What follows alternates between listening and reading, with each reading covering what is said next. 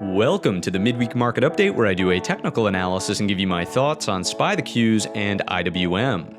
After that, we will be taking a brief tour through our core list of companies, and if you stick with me towards the end of today's video, I've got 3 additional trade ideas to share with you, so definitely stay tuned for that. As always, let's kick things off on our SPY daily time frame chart, and then we'll jump on over to our sectors and other intermarket components. What do we see here from a price action, structural, and psychology perspective? Certainly some really bearish developments taking place with the look above and fail ultimately completing on the Tuesday session, and on today's session we certainly got another rejection of the back test of the bottom of that range at 394.50. You can see that as represented by the upper wick on today's session. So overall, this short trade is complete. The target has been hit, and that pairs nicely with also mentioning that we're through the lower edge of the weekly expected move. So it might not be ideal, even though the price action looks extremely bearish, to be pushing your luck aggressively on these lows, noting that we're a little extended and the target has been hit from a pattern perspective here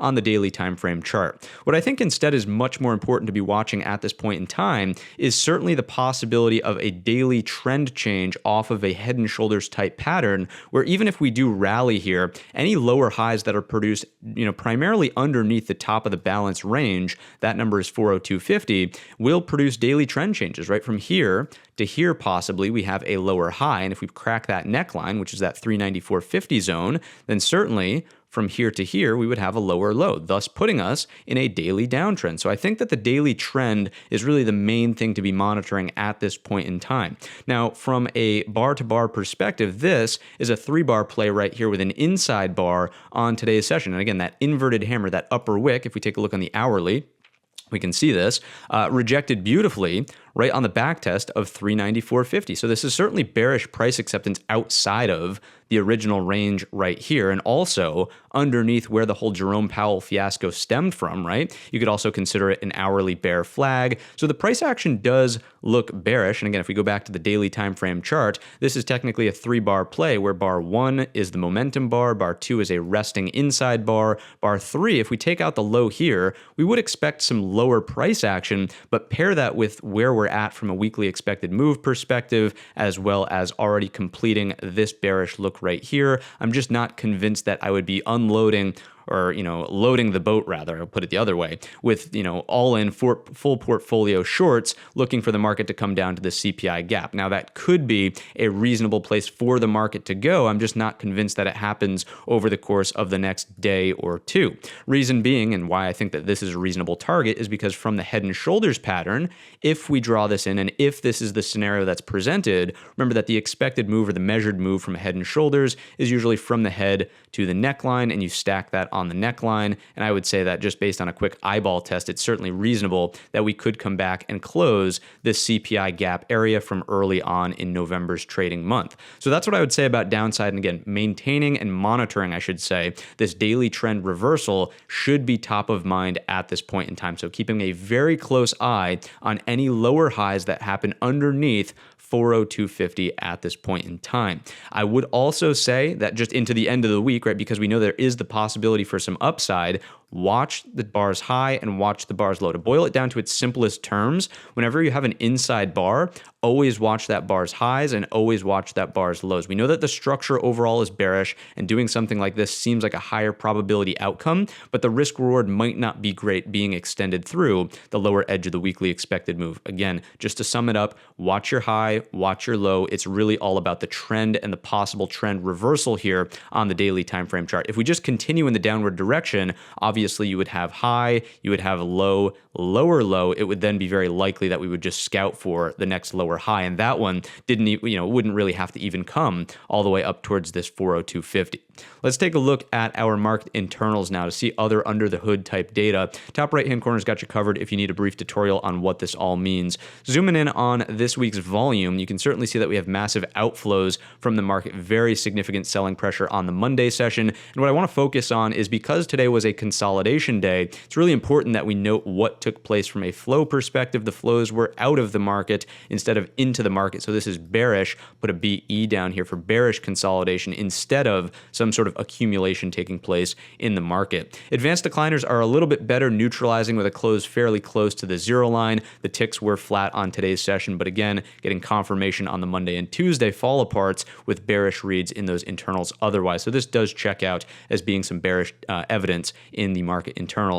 Next up, we've got our market profile. If you don't know what this is, top right-hand corner's got you covered with another tutorial. The main reason why I was so adamant on at least putting in there that you want to focus on today's high as well, the Wednesday high right here, is notice that we've got single prints from the Tuesday session when the breakdown took place off of the open, right? So look at the volume in this area. The structure is relatively thin. I would say that the market would have an easier time moving through this overhead as opposed to this, and just chopping around in here. So watch the single prints, which again are very close to today's high of day and also the value area high from the Tuesday session as well. The singles technically start at 3967.50. 3967.50 is sort of your level. So 3967.5 is the number to unlock that sort of up move, and that of course would produce more of the dead cat bounce. Look for the head and shoulders that we were just discussing on the SPY daily time frame chart. I would also point out here from a market profile perspective, the high is good, the low is good. We don't have any poor references there. And then if we just look back a little bit, just note that we've retraced through all of the thin structure from the Jerome Powell rally, which we were alluding to earlier on that hourly chart as well. Back on over to the platform here to now take a look at our sectors. Who was leading, who was losing, and where was the weight, as we typically say. Notice that our XLV was up at the top of the list. That is a heavier weight sector, but it technically is D for defensive. I'll always try to remind you guys of that when I can. Healthcare is a heavyweight sector, second heaviest weight by market cap, but it is technically defensive. Where is it? XLU, here we go. That was technically the lowest on today's session. XLU for utilities was down 0.55% on the day's session, which is also a D for defensive sector, much lighter in terms of sector weighting, but still D for defensive nonetheless. How about the other heavyweight sectors? The XLK is the tech sector, the heaviest of them all, down 0.15%. XLV we covered as the second heaviest weight, up 0.82%, and then the XLF, third heaviest weight, flat on today's session, closing a big old donut hole there, 0% unchanged on the day's session. Let's look through these charts though and see how the trends are continuing to develop and unfold. Notice that your XLV is nearing the top end of the monthly balance range. You could even call this a yearly balance at this point in time. It's been going on for quite some time here, but nonetheless, some slowdown up here seems reasonable. Sure, it did have a nice day on today's session. We'll see that on the ratio grid in just a moment, but nonetheless, from a structural perspective, it's still in an uptrend. It doesn't really look like it's threatening to break down here. I would want to see this turn into a flag and possibly tag the upper edge of this range on the yearly sort of chart look. That, of course, would be bullish pressure in your XLV. So that could keep the market afloat, but I wouldn't bank on it. Let's take a look at the XLRE for the real estate sector. This is a lightweight sector, so we'll not spend too much time on it. Remember, neutral here, a little bit more positive and bullish up there, and only really concerned about big new lower lows. So I would say that this chart is kind of a nothing burger in real estate. Next up is the XLP for consumer staples, definitely a D for defensive sector. This actually improved. It was green on the day's session. Not great, right? It's consolidating up here for the possible bull flag on the weekly, something that would look like this. On the daily, there's at least the opportunity for a head and shoulders pattern. I would love to see something that looks like this, and then a move back down to this 74.50 to sort of neutralize and keep the XLP in a decent spot, looking more healthy for the S&P as opposed to bearish. Remember that if this rallies, that's not really a good look for your S&P 500 from a risk-on, risk-off perspective. Next up is the XLY. This is where my concern starts to come in the marketplace. I mean, this was looking good with, as of the close last week, 2 days, 3 closes, but 2 days worth of price acceptance above 143, which was this balance sort of top right around in here. It's the upper edge, upper half, right? We certainly fell apart from that. We're threatening the 3-bar play, the inside bar breakdown of the bottom of this range. This chart does not look good by any stretch of the imagination. And remembering that we needed to see the baton passed to the XLY from the XLF, and really from the XLP and the XLI, XLV, like we wanted to see the rotation into the other risk-on sectors. This this is certainly not any evidence of any baton being passed at this point in time. This is quite the bearish look here in the XLY. Not loving this chart, and the structure and price action here would suggest lower as well. This is a bearish data point. Let's look at the XLI, right? So as this is rotating into its distribution range up towards these highs, this resistance, right? It's reasonable for this to pull back. The structure, it needs a little bit of a break here. We've got thin structure on the way up. Let this thing find either some acceptance here, pull back, find a deeper, higher low, and then continue upwards. Remember, that rotation needs to take place into the XLY. It's not happening. So this pulling back, this continuing to see distribution up here at the highs does not strike me as a bullish data point for the market. Let's look at the XLF. What's going on in financials? Same idea, right? Technically, we had the look above and fail. We moved to the bottom end of the range, threatening continued breakdown. We are sitting at the prior breakout point here. So there might be some sort of dead cat bounce on tomorrow's session just based on coming into prior resistance, which now might act as support. But again, the price action structure, the inside bar, the inverted hammer on today's session certainly does not look good whatsoever from a buy perspective. If this does produce a dead cat bounce, please, like, don't just take my word for it. It's got to take out that candle's high and do something like this. And even then, think about your head and shoulders possibility. Back down underneath this neckline sends it lower, right? So XLF could use a breather. We're not seeing the rotation into the XLY. This strikes me as a bearish data point. Utilities, right? Although they were down the most on today's session, look at the chart structure. Strikes me as like almost the most healthy, to be honest with you. The consolidation is really sideways and neutral. 4 days of balance here instead of any breakdowns of that range. Again, might have been a bad day as an individual, but 4 days of balance here towards the top of this overall range. This is much more of a risk off look, remembering that this is D for defensive. So the structure here, the chart looks good for just continuing to put in these nice sets of higher lows. If it breaks out, this is going to continue to look like a risk off look for our market. XLC Communications, this was another place where we wanted to see some rotation for more of a risk on look, and we're not getting that. Remember that we were initially excited that, yes, we were getting some price acceptance outside of and above prior rejections, right? We had something going on here, gave it all back on the Tuesday session, right back to the midpoint of the original balance right here. Remember that you don't really have an edge in the midpoint, but sure, you could start to classify this as a look above and fail. Target over time should be closer to 48. That, of course, is BE, bearish pressure for your S&P 500. So the sectors are not really adding up to be all that bullish here, although we want to be very cautious, again, on that SPY daily, particularly about big new money shorts just yet, right? Just be cautious of that dead cat bounce and be mindful of your risk reward. Energy was in distribution up here, finally breaking down. Remember that this is D for defensive. This is a good look for our market, but unfortunately, it's the only good look, really. We haven't seen anything else that's really supporting a bullish marketplace. Next up is the XLK for the tech sector. What's going on over here in the XLK? Much more of a similar look to your SPY with the look above and fail. We're sitting at the lower edge of the balance, though we haven't quite broken down all the way yet. So I just continue to monitor that 129.50 level here. Technically, the lower wick did look underneath and we closed right on the level. This is tough to call one way or another. It's not like we have any resolution of that level when we close right on it. It's one of the perks of having really accurate levels, right? And knowing where your market structure is, but until it resolves, right? It just is what it is. We've got to close right on it with an indecisive doji. More questions than answers here inside of the XLK. Given what's going on with the overall market context, I would say probably leans slightly more bearish than bullish. But if this, right, so just thinking about outcomes into the remainder of this week, if the XLK, the heaviest weighted sector of your S&P 500, takes out the bar's high, again, you're probably not going to be aggressive on shorts in your S&P into the remainder of the week. Now, again, lower high underneath, different story. From here to here, daily trend changes underneath 129.50. That probably leads to the bigger downdraft in your S&P 500. Last but certainly not least, good old materials, really lightweight sector down at the bottom of our list here, being almost unchanged, just kind of sitting in this consolidation range here. Look above and fail, yes, absolutely. Lightweight sector not going to make or break the market if it does crack this trend line and ultimately come back down towards this gap. Slight bearish pressure, I would say, on the failure of the buyers to really advance price here over 82. Let's now take a look at our ratio grid. Here we go. Loading this one up. If you're enjoying the video so far, thumbs up button goes a long way to support the channel. And if you don't know what this is, top right hand corner's got you covered yet again with another tutorial. Top 4 are our risk on sectors. What are the risk on sectors saying? XLK is really not getting in gear. Remember that we needed to see this get in gear considering what was going on with financials, and now it's continuing to take place in the XLY, our consumer discretionary, right? This was showing some signs of at least neutralizing, trying to make some really sluggish steps in the right direction.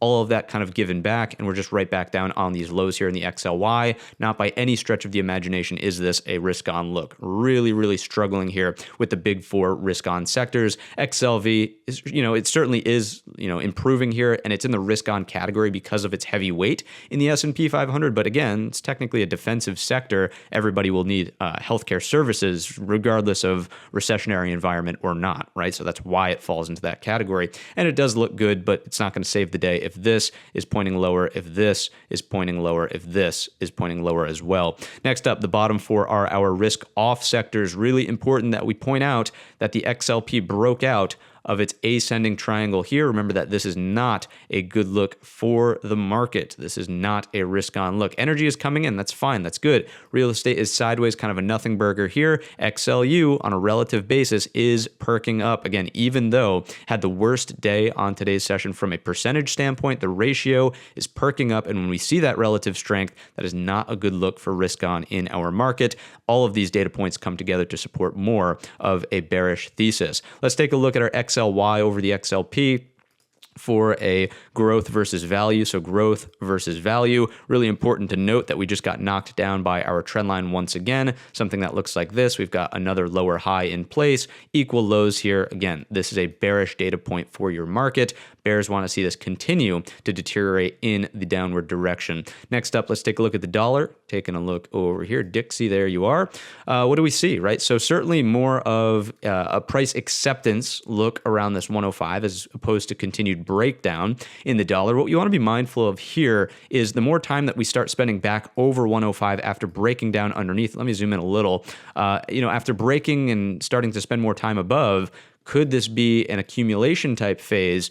Certainly possible. And then if we do rally off of that accumulation, that does not bode well whatsoever for equities, remembering that these have a roughly sort of inverse correlation, if you will. Okay, so dollar kind of looks concerning here the more time that we spend over 105, remembering that this was a historic level coming from resistance, then support here. Will it turn into support again and provide a bounce? That is the concern if you are an equity bull. Let's take a look at the TNX now for our 10-year rate. What's going on with our TNX? This is continuing to come off, but as we just saw in the XLK chart, put the K last, that was completely backwards. That kind of hurt my brain a little bit. But as this is coming off, the XLK is certainly not taking advantage of any of these lower rates, which strikes me that there's starting to become some dislocation in the market, if you will, which is concerning, right? It's really the idea is that as this goes higher, market should go lower. As this comes lower, market should go higher. So why is it that as this is coming lower, market's kind of slowing down and starting to go sideways? Again,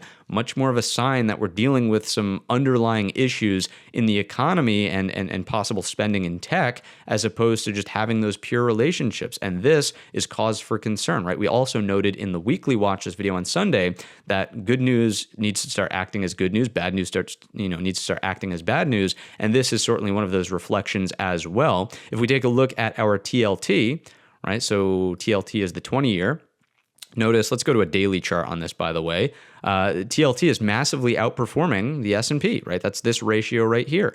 And that, of course, is much more of your traditional, as we say, flight to safety, right? So as this continues to outperform equities, probably doesn't bode well for equities, quite simply put. And we're seeing that, again, as the TNX comes in and the XLK is not moving in the upward direction. So this dislocation is starting to take place, and it is a bearish look for our market. If you don't like the TLT, you can take a look at your LQD. Here it is. And this is just, instead of looking at the government bond, right, this is private corporation bonds, right? And you can see that this is also outperforming on today's session. This is a daily chart, of course, making a stride higher today as opposed to the market, which made a stride lower.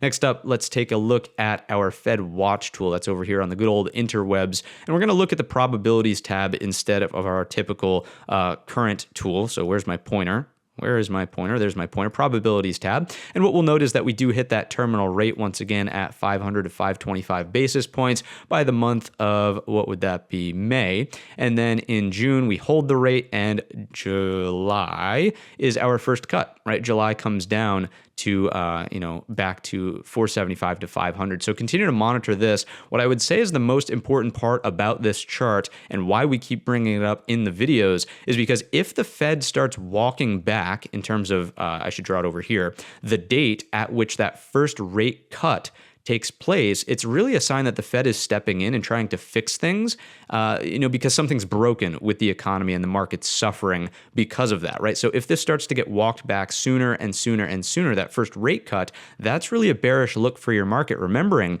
that if we go back on over to our charts, I mentioned this just verbally in the weekly watch list video, but whenever there's a Fed pivot, generally it's bad news for the market because the Fed's trying to step in and intervene with something that's clearly going wrong, right? So every red line here represents when the Fed has actually pivoted, and you can see, boom, leads to more downside, downside, downside, like so on and so forth. I'm not going to walk through in detail every example, but if the Fed has to pivot sooner than later, maybe we get more of that downside look here, which of course is just not great from an equities being bullish perspective. The Fed stepping in is more of an emergency sign as opposed to, hey, everything's good, we can sort of back off with the rates, right? Now, speaking of rates, if they step in too soon, maybe it's a sign that they have reached their inflation objective, but the unemployment objective is getting out of hand. And if we take a look at the unemployment rate, which was finally printed from the November read, right? What you'll notice in this chart, the red lines just mark market tops, okay? Before the market really starts to go in the gutter, so to speak, employment, or unemployment, I should say, really takes off here. And we are not seeing that aggressive uptick, but the key word to add on to the end of that sentence is yet. Okay, so if this does start to move higher, if the December read is really hot, it usually gets out of control sooner as opposed to later. You can see how aggressive these up moves are in the unemployment rate. So that would be something to keep an eye on. Again, all of this circles back to just come to the narrative and say, all right, we're at the SPY daily resistance trend line. We know that the sectors are being positioned slightly more cautiously and risk off, and that's making sense from a narrative perspective with what the Fed is doing as well. We should start to be a little bit cautious about new money longs in this market. And then, of course, pair that with the short term here. Maybe the best sort of entry would be a little bit of a pop for that lower high, and we just talked about the head and shoulders outlook, right? So that's kind of what we're thinking about as the market continues to unfold here. A couple more special charts for you before we move into the remainder of the broad market. SPX A200R from a weekly perspective is pulling down just a little bit here, but I don't want you to panic just yet. It's still well above that 0.5, which is representing half of the companies in the S&P are still trading above their 200 SMA, and that's much more of a bearish look than what we've been comparing to over here in the 2008 case. It's more bullish than over here. I think I got that backwards, right? This is bearish. This is bullish being above. It's certainly different than this. There's the possibility of support. You can see how it's acted as support there in the past as well, around this 50% mark. So overall, this actually stacks up as a bullish data point in the face of all the bearish data points. So we try to keep it balanced here and very objective based on what the data is telling us in these markets. Next up, let's take a look at our Dow Theory. This is something that we have never talked about on the channel before, but this one was like too obvious to ignore, right? Just far too obvious to ignore. Look at your high that's made in the industrial versus the transports. Big divergence happening here. And generally speaking, for a trend to be confirmed, they need to be moving in not quite lockstep, but you do want to see another higher high made in the transports instead of breaking down underneath the low of this balance here. So this is a bearish data point. We'll put BE here for a bearish data point with transports not confirming the move that was made in the industrials up on top. All right, let's take a look now at some volatility products moving right along. The VIX is up first, and as we've been sort of pointing out, as we move into this 2050 floor, 2050 floor, 2050 floor, 2050 floor, is history going to repeat itself? Is this relationship going to produce a spike in the VIX and a move lower in the market? Certainly would look that way as of the current reaction. It's not guaranteed. I would say that the longer this spends above, the more meaningful it becomes. To quote our good friends over at Savaccio Capital, that's a common phrase they use. The more time we spent above, the more meaningful it becomes. As of right now, it's only 2 days. If we start to get some acceleration here, yes, of course, I would just be looking for that historic relationship to come into play, where we are just getting that rejection off of the trend line here for a move lower. How low we go, that will ultimately be determined by how some of the intraday and daily structure happens here, but the relationship still stands, and the VIX is telling us to be cautious of longs, which of course pairs with the narrative that we've been painting in today's session. Let's take a look at the VVIX. What's going on in the VVIX? Certainly holding sideways in this range. This is really kind of not really telling us anything all that impressive. If this starts to tick higher over that 103, that's that's where we start to get those VIX reads. So not the VVIX, but the VIX itself, where it rapidly accelerates in the upward direction. So keep an eye on the VVIX around 103 if we get there in the first place. That would be a very cautionary look for our market. And then last but not least, from a volatility perspective, is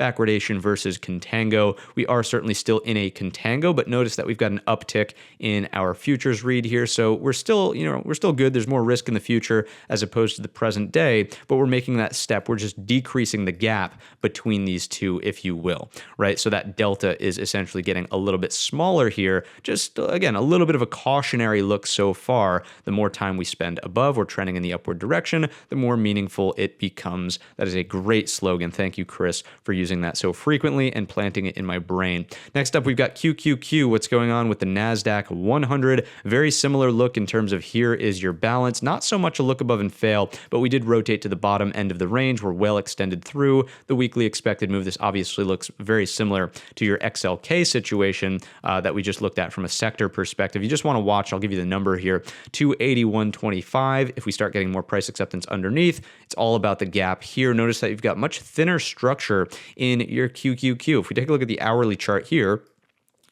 as we start to break down, we don't really have any other supports underneath. Literally, today's low of day. There's nothing here on the hourly structure until we get to the top of the gap and then possibly close the gap. That's 273.80, 268.55. Again, I'm not calling for this into the end of the week being extended through the lower edge of the weekly expected move, but overall, this is not going to offer a whole lot if we do see, breakdowns start to come into this marketplace. Again, watch your prior high of day. Today's high of day. If we crack over that, that would be much more comfortable for a big daily lower high, then break down. Okay, much more comfortable from a risk reward perspective and actually participating in this downside move. If you do decide to short this market, again, position yourself properly, possibly use smaller size, just noting that you could see a little bit of a short covering rally if something goes wrong. If we undercut this low and it's not met by more selling pressure and you're short as a small retail trader and we start to rip back in the upward direction because people are caught off sides, make sure you have an intraday stop. That's the best advice I can give you.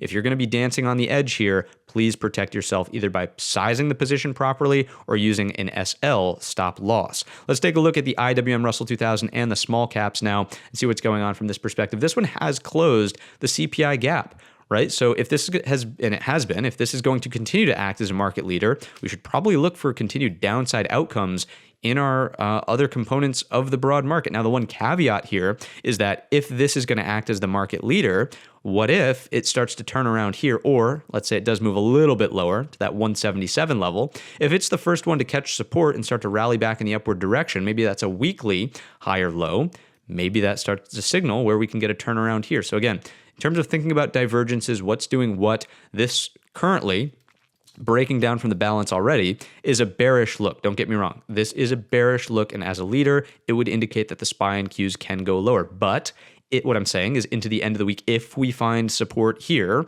and we start to rally firmly and maybe get back above that 181.10, maybe that changes the tone in the SPY and the Qs. Maybe we don't get the head and shoulders pattern. So trying to take that balanced approach, trying to think about different scenarios here. IWM current look is bearish, right? Breaking down from the balance already, but keeping an open mind around 177 for possible support. Let's breeze through the core list of companies and then we'll get you those 3 trade ideas and hopefully out of here in time to go enjoy your dessert. What's going on with Apple?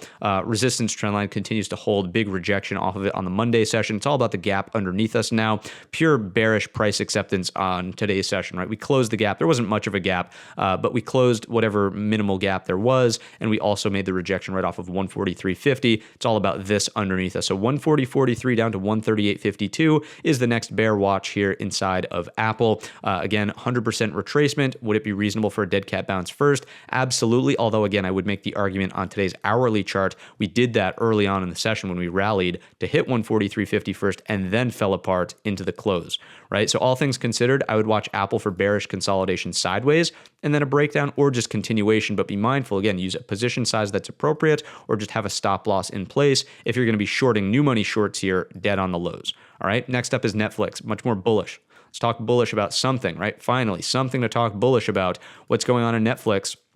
Certainly reasonable pullback, bull flag, 1, 2, 3 aggressive days up, 3 days of balance, 1, 2, 3 aggressive days up, much more in terms of balance here. But nonetheless, look at where we're putting in this possible higher low hammer candle printed on today's session. It's it's a decent green name on our list. NVIDIA is the best mover there. We'll get to it momentarily, but the hammer candle would suggest over the high at 311, start to look for again, back up here towards those highs, 322.25 unlocks the remainder of the way back gap up towards 332.67. So really keeping a close eye on Netflix and this hammer candle that printed on the daily session beautifully off of structure here, here, and here as well. If we take out 303, it's a different story. I wouldn't want to get chopped around in here. Wouldn't want to participate short either, noting that it's been the relative strength monster over the past week or so. Tesla is falling apart. Let's take a look here, zooming in on the daily time frame. And, now that we're back in the bottom right corners of these charts, the adjustments are quite nasty. Here's a balance range, right? Look above, fail, completed it, sure. I would kind of wait for the next consolidation or something to happen here sideways. Day or two of digestion. We've gotten 1, 2, 3 days lower. Day of digestion and then a breakdown. 155 is your next weekly target underneath us. So there's plenty of range to be trading for on the downside. Don't feel like you've got to get in immediately up here at the lows. You can wait for some sort of reasonable pattern that unfolds on the daily. There's still the possibility of an inverted head and shoulders, but remember that we're just very far from that neckline at 195. I would not really be leaning on bullish outcomes here in Tesla. If it was going to happen, this hammer candle here, that lower wick, that undercut 177 should have technically produced something on today's session, just obviously never got close and closed more of a bearish candle there. So Tesla's kind of a patience play. Google, similar to the tech sector, honestly, in the QQQ, similar to the SPY, right? There's your balance range. Look above and fail has completed. Just keep an eye on your 94.64. That's the bottom end of the range here. If it does continue and it doesn't give us a dead cat bounce off of the 100% retracement, again, size and stop loss are going to be your friend if you're trying to play downside here. If you are looking for the bounce, I wouldn't even really favor that at this point in time. It's kind of a patience play after these 100% retracements to see how the market wants to continue to unfold. If it just stays in that balance range, be exactly that, neutral. Here we go with Meta pulling back a little bit more aggressively. Inverted hammer on today's session, really failing to accept inside of the red bars range, which is Tuesday's range, and closing, I don't want to say weak on the lows, but definitely towards the lower third of the day's range and back inside of this overall balance here. I don't want to get chopped around in here. I thought the chart was ugly here. I think it's still ugly as we're playing around in this area. So Meta, not really in love with this chart either. To be quite honest with you, I think the best opportunities are probably in the broad market, seeing in how that daily trend resolves. NVIDIA and Netflix, by the way, as well for that bull trade if we see a dead cat bounce tomorrow. Next up, NVIDIA. Nice green bar here holding on to what looks like or trying to be this support trend line. So the bull flag remains in play. Wouldn't be married to bear outcome. Like if anything, neutral here, feeling more bullish over that 162.50. Bears are happy underneath 154. Let's not complicate it any further than that for the sake of time. Next up is Microsoft. Definitely more bearish here. We're in the midpoint of this range, right, with this hammer candle and where we've closed. When you're in the midpoint, you don't really have a statistical edge. Your edge exists at the edge for breakout or mean reversion or a breakdown. We just don't have anything going on here inside of Microsoft. I would start to be for the bulls, it's got to be some sort of higher low up here that proves itself. I'm not really as interested in this anymore at 247 or 247.50 and 250. No, it's got to be a higher low above at this point and then break this weak level up here. For the bears, obviously your breakdown is underneath 240, being in the midpoint of the range. Just kind of nothing going on here from that perspective, at least as of right now. Next up, Amazon. And we're talking about higher conviction trades, of course. Intraday scalps, 5-minute patterns, knock yourself out. But we're talking about higher conviction levels. Amazon breaking down from this balance area here, back test, upper wick on today's session. This does look tradable for some downside. Now, it is coming off of a fairly aggressive move lower already, but just think about this has been balanced, right? So 3 days of that move, we're essentially moving to the lows. 1 day was breakdown. Now we have a day of consolidation. Is this going to turn into a 1, 2, 3 bar play? Taking out these lows certainly would make it seem so. 86 is your target and then 82 on the downside. If we do flip back above 90.57, I would chalk it up as neutral and not really want to get involved in this overall area. You could make the argument look below and fail. Just personally not in love with that setup here on Amazon specifically because of the candle that printed on today's session. Enough blabbering about that. PYPL is first up on the docket. This chart is in a nasty weekly and monthly downtrend, but if we look at the daily bar, it's a bullish engulfer. We opened here, we move underneath the prior low, we rally and close firm outside of the prior high. So if the market sees a dead cat bounce tomorrow, you might look to PayPal for some relative strength and say, all right, maybe this just makes a move back up into this consolidation area. Let's quickly look at the hourly together and see where we might actually move to. So if we recapture 75.40, it might be reasonable for PayPal to make a move up towards 78.85, just where we had some congestion from in the past here. So looking at a bullish trade on PayPal. Let's go back to our daily, and next up we'll take a look at AMZN, making a reappearance here. We talked about the possibility of a bull flag turned into distribution, breaking down from the range, very similar to Amazon in terms of the downside trade, right? The inverted hammer is backtesting and showing a failure of the buyers around the 72.38. If you take a look at our weekly time frame chart, you've certainly got something that looks like a break, retest, and now it's starting to move lower off of the failed attempt. We have weekly inverted hammers up here. Certainly looks a little bit more bearish, and if we rotate into this green bar, it's technically thin structure on the weekly. Let's see what it looks like on the daily, right? Thin structure there. You could make the move all the way back down to 65 sooner as opposed to later. So AMD bearish trade underneath today's low. Next up, MRNA, last but certainly not least, making a reappearance. This used to be a hot name when the whole you-know-what was in full swing.